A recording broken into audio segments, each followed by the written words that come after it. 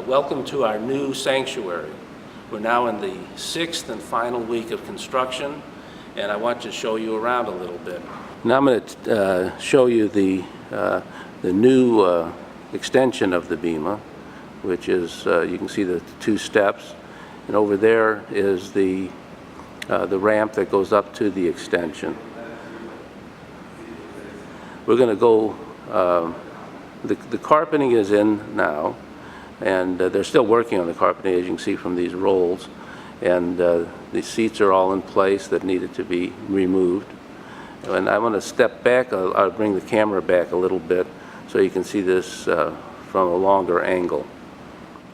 We're back here now in the center aisle, which also shows that there's still a lot of work to be done, but we expect that everything will be finished in about 2 or 3 days.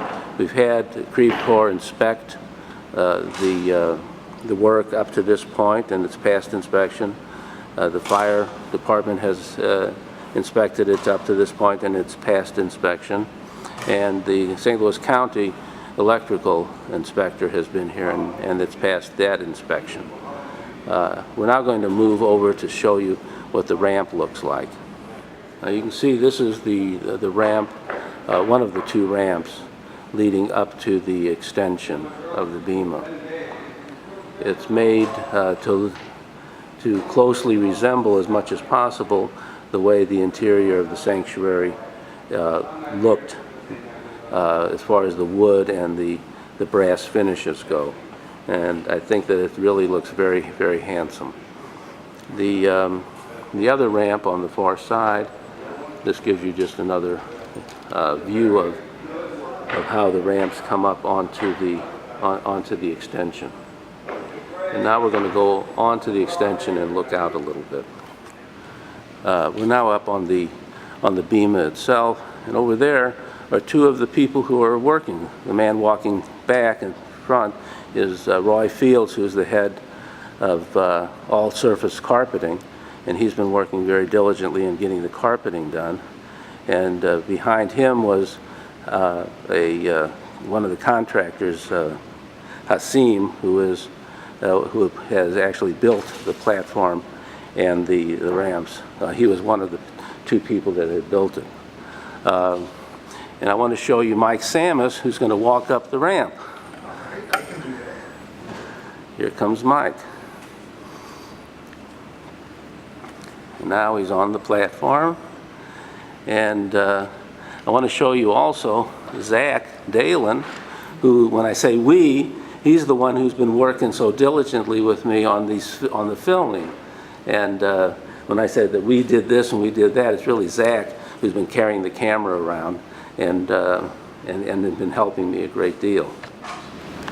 I want to also mention on this tape, on this video, that the contractor for this job is Streeter Construction Company. Howard Streeter is the principal, and he, unlike some construction companies, he actually does a lot of the work himself. So he measures, he saws, and he hammers, and has been very instrumental in getting everything done on time. In addition, we have to thank very, very much the Accessibility Committee, which for 2 years worked on getting this project started and underway.